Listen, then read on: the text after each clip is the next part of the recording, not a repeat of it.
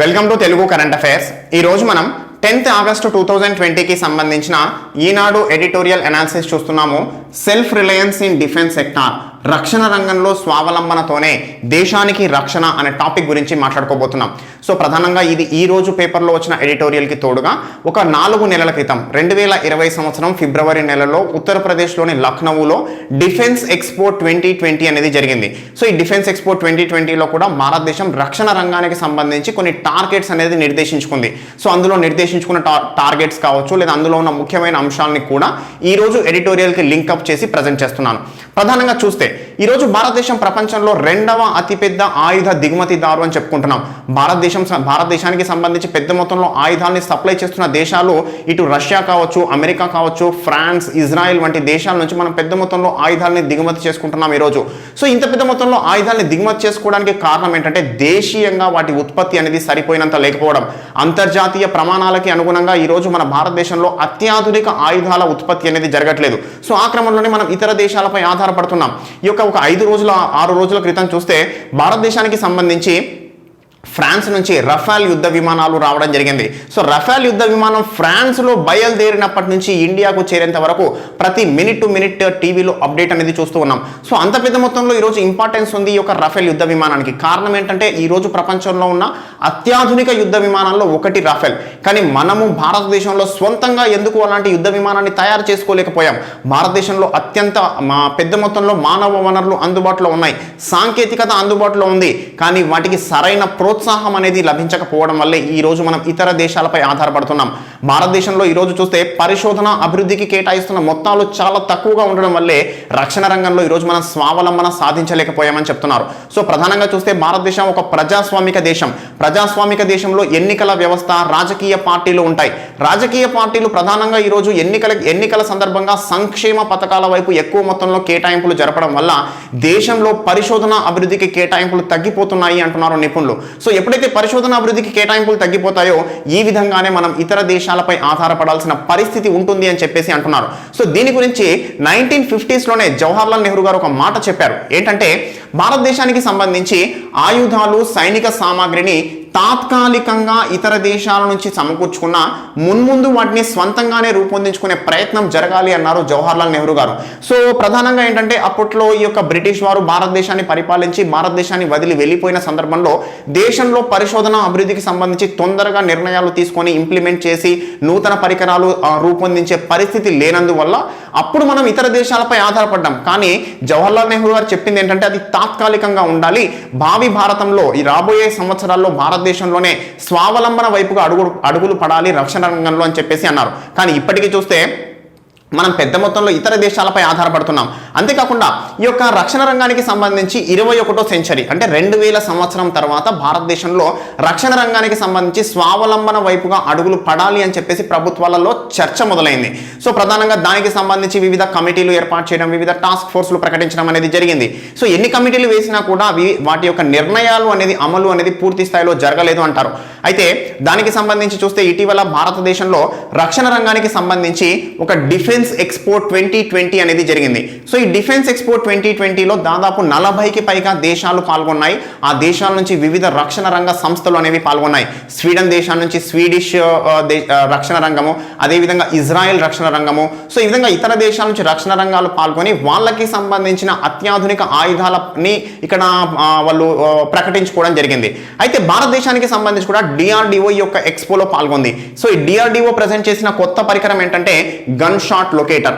So ఈ gun shot locator ని గనక మనం ఇతర దేశాల నుంచి దిగుమతి చేసుకుంటే దానికి వెచ్చించాల్సిన మొత్తం ఎంత అంటే దాదాపు 65 లక్షలు. అంటే దీని యొక్క ఇంపార్టెన్స్ ఏంటి అంటే ఒకవేళ ఈ గన్ షాట్ లొకేటర్ ఉన్న పొజిషన్ లో ఎక్కడి నుంచి అయినా, ఏ డైరెక్షన్ నుంచి అయినా ఒక గన్ నుంచి బుల్లెట్ పేలితే 400 మీటర్ల పరిధిలో బుల్లెట్ ప్రవేశించినప్పుడు ఆ బుల్లెట్ ఏ డైరెక్షన్ లో వస్తుంది, ఎంత వేగంతో వస్తుంది అని ఖచ్చితత్వంతో చెప్పగలిగే అంశం ఈ గన్ షాట్ లొకేటర్.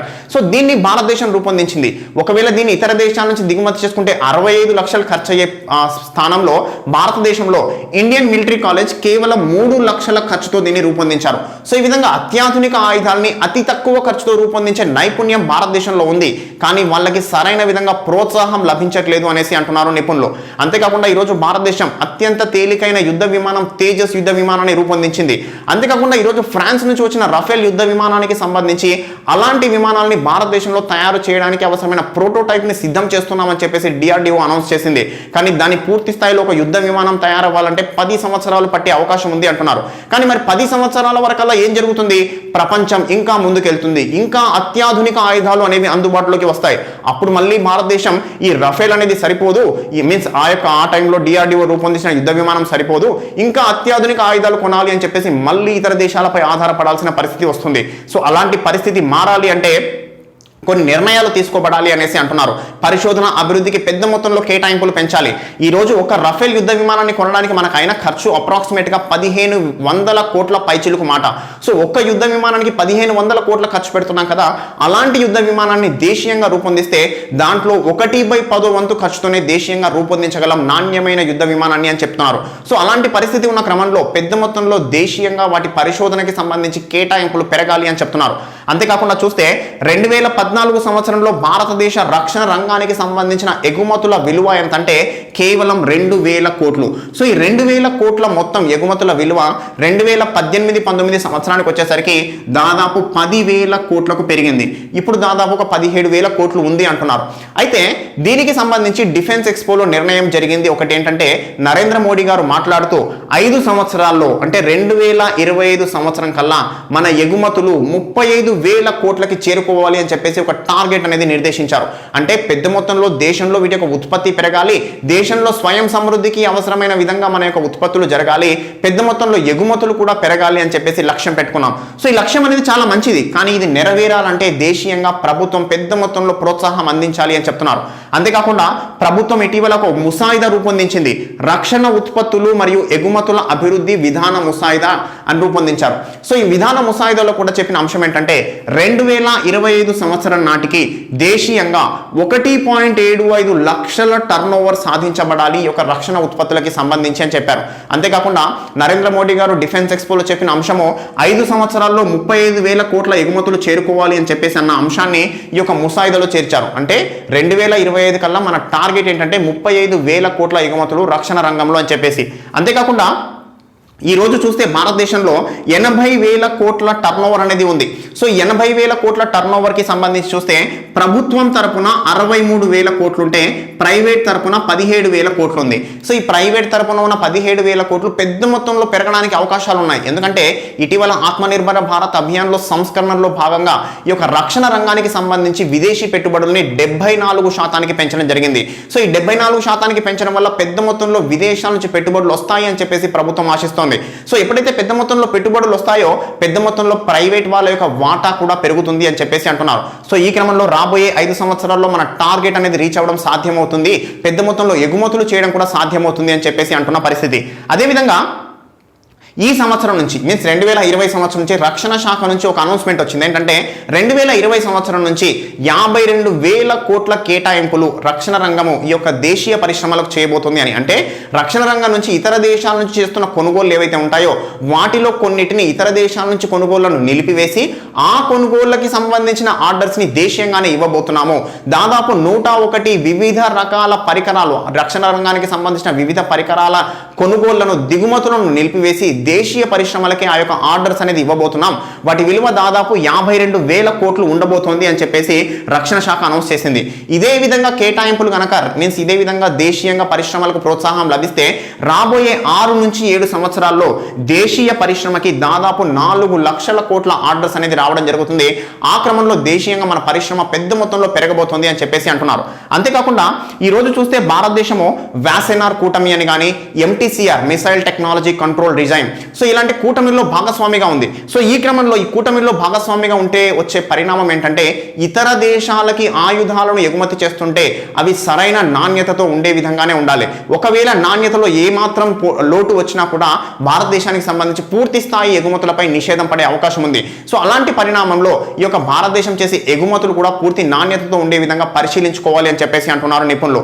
చూస్తే కొన్ని సంవత్సరాల క్రితం మన భారతదేశం నేపాల్కి ఇన్సాఫ్ రైఫిల్స్ అనేవి ఎగుమతి చేసింది. సో ఇన్సాఫ్ రైఫిల్స్ లో నాణ్యత లేదు అని చెప్పేసి నేపాల్ వాటిపై విమర్శలు చేసిన పరిస్థితి. సో అలాంటి పరిణామాలు ఎదురవ్వకుండా ఉండాలి. ఎందుకంటే భారతదేశం ఈరోజు వ్యాసెనార్ కూటమి, MTCR కూటమిలో భాగంగా ఉంది.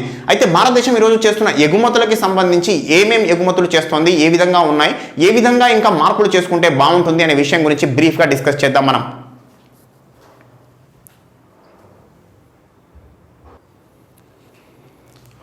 సో ఈరోజు భారతదేశాన్ని గమనిస్తే, భారతదేశ ఎగుమతుల్ని గమనిస్తే రక్షణ రంగంలో ఈరోజు మన ఎగుమతులు అనేవి చిన్న మరియు మధ్య శ్రేణి ఆయుధాలు మరియు వాటి విడిభాగాలు, ఆత్మరక్షణ సాధనాలు వంటి వాటికే పరిమితమయ్యాయి. ఉదాహరణకు చూస్తే తేలికపాటి హెలికాప్టర్లని మరియు పెట్రోలింగ్ నౌకల్ని, armour plates, sleeping bags, bullet proof jackets వంటి వాటిని మాత్రమే మనం ఎగుమతి చేస్తున్నాం. ఈ యొక్క యుద్ధ విమానాలు కావచ్చు, లేదంటే ఈ యొక్క మిసైల్స్ కావచ్చు, ఇలాంటి వాటి ఎగుమతులకి సంబంధించి ఇంతవరకు భారతదేశం నుంచి పూర్తి స్థాయి అడుగులు పడలేదు అని చెప్తున్నారు.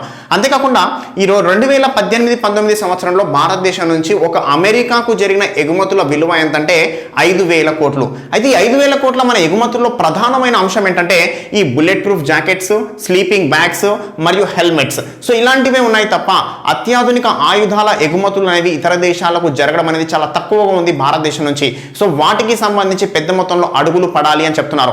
అప్పుడు మాత్రమే దేశీయంగా మనం పెద్ద మొత్తంలో ఈ యొక్క ఇతర దేశాలకు ఎగుమతి వల్ల ఆదాయాలు పొందడం, ఆ ఆదాయాలతో పరిశోధనలు పెరిగి దేశీయంగా అత్యాధునిక ఆయుధాల తయారీకి అడుగులు పడతాయి అని చెప్పేసి అంటున్నారు. అంతేకాకుండా ఈరోజు మన భారతదేశానికి సంబంధించి చూస్తే తేజస్ యుద్ధ విమానం, అత్యంత తేలికైన యుద్ధ విమానం భారతదేశం రూపొందించింది తేజస్ యుద్ధ విమానం. సో ఈ తేజస్ యుద్ధ విమానానికి సంబంధించి మలేషియా, కొలంబియా వంటి దేశాలు ఇంట్రెస్ట్ చూపిస్తున్నాయి. కానీ భారతదేశం యొక్క తేజస్ యుద్ధ విమానానికి పోటీగా చైనా నుంచి J-17, సో ఇతర దేశాల యుద్ధ విమానాలు కూడా పోటీని ఇస్తున్న తరుణంలో దాని యొక్క ప్రైస్ కి సంబంధించి కూడా ఈరోజు కొంత మొత్తంలో భారతదేశం కాంప్రమైజ్ కావాల్సిన పరిస్థితి అనేది ఉంది. అంతేకాకుండా ఈరోజు చూస్తే బ్రహ్మోస్ క్షిపణి, అత్యంత ఆధునికమైన క్షిపణి. ఈరోజు బ్రహ్మోస్ క్షిపణి ఇండియా మరియు రష్యా సంయుక్తంగా రూపొందించాయి. సో ఈ బ్రహ్మోస్ క్షిపణికి సంబంధించి కూడా ఇతర దేశాలు భారతదేశం నుంచి దీన్ని కొనుగోలు చేయడానికి ఆసక్తి చూపిస్తున్నాయి. కానీ రష్యా దగ్గర ఇప్పటికీ అందుబాటులో ఉన్న P-800 అనే క్షిపణి బ్రహ్మోస్ క్షిపణితో సమానంగా పనిచేయగలుగుతుంది, కానీ తక్కువ ధరకి అందుబాటులో ఉంది. సో ఇలాంటి తరుణంలో ఇతర దేశాలు అలాంటి క్షిపణుల వైపు వెళ్తున్న తరుణంలో అమెరికా రష్యా పైన విధించిన ఆంక్షలు ఏవైతే ఉన్నాయో, రష్యాతో వ్యాపారానికి సంబంధించి అమెరికా విధించిన ఆంక్షలు ఏవైతే ఉన్నాయో అవి భారతదేశానికి అనుకూలంగా మారే అవకాశాలు ఉన్నాయి. అలాంటి అవకాశాలని భారతదేశం పెద్ద మొత్తంలో ఉపయోగించుకోవాలి. అప్పుడు మాత్రమే మనం నిర్ణయించుకున్న 2025 కల్లా 35,000 కోట్ల ఎగుమతుల లక్ష్యానికి చేరువవుతామని చెప్పేసి చెప్తున్న పరిస్థితి.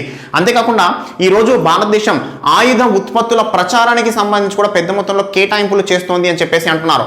భారతదేశానికి సంబంధించి ఎక్కడైతే ఆయుధాల అమ్మకానికి అవకాశాలు ఉన్నాయో, ఆయుధాలకి సంబంధించి భారతదేశంతో ట్రేడ్కి అవకాశాలు ఉన్నాయో, ఆయా దేశాల్లో విదేశీ రాయబార కార్యాలయాలకి సంబంధించి అనుసంధానంగా రక్షణ ఉత్పత్తుల ప్రచార కార్యాలయాన్ని కూడా భారతదేశం ఏర్పాటు చేస్తుంది. తద్వారా ఆయా దేశాల్లో దీనికి సంబంధించి ప్రచారం నిర్వహించడం ద్వారా పెద్ద మొత్తంలో ఆయుధాల అమ్మకానికి వీలవుతుంది అని చెప్పేసి ప్రభుత్వం ఆశిస్తోంది. సో ఇవన్నీ కూడా భారతదేశం తమ యొక్క ఆయుధాలకి సంబంధించి ఎగుమతులకు చేస్తున్న ప్రయత్నాలుగా చెప్పవచ్చు. సో ఈ విధంగా చేస్తున్న ప్రయత్నాలే రాబోయే రోజుల్లో దేశంలో స్వయం సమృద్ధి సాధించడానికి అవసరమైన మూలధనాన్ని సమకూరుస్తాయి. తద్వారా భారతదేశం స్వావలంబన వైపు అడుగులు వేస్తుంది అని చెప్పేసి అంటున్నారు. సో ఈ క్రమంలోనే కాదు, దేశంలో ప్రభుత్వాలు కూడా పెద్ద మొత్తంలో పరిశోధన అభివృద్ధికి సంబంధించి కేటాయింపులు పెంచాలి. దేశీయంగా ఉన్న పెద్ద మొత్తంలో పరిశ్రమలు చూస్తే ఈరోజు హిందుస్థాన్ ఏరోనాటిక్స్ లిమిటెడ్ అని చెప్తాం. ప్రపంచంలో టాప్ 100 ఈ యొక్క ఏరోనాటిక్ పరిశ్రమలను చూసుకుంటే హిందుస్థాన్ ఏరోనాటిక్స్ లిమిటెడ్ ఉన్న స్థానం ఎంతంటే 35వ స్థానం. సో అలాంటి తరుణంలో ఉన్న మన భారతదేశం చాలా వెనుకబడి ఉన్నామని చెప్పాలి అభివృద్ధి చెందిన దేశాలతో పోలిస్తే. సో ఆ క్రమంలో మన దేశంలో పరిశోధనలు పెరగాలి. ఆ పరిశోధనల తాలూకుగానే మన యొక్క స్థానం అనేది మెరుగవుతుంది. ఇతర దేశాలకు ఎగుమతులు పెరుగుతాయి. తద్వారా భారతదేశ స్థానం మెరుగవుతుంది అని చెప్తున్నాం. సో ఇదండి ఈరోజు వచ్చిన ఎడిటోరియల్ అంశము. నెక్స్ట్ ఇంకో ఎడిటోరియల్తో మళ్ళీ కలుస్తాను. Thank you.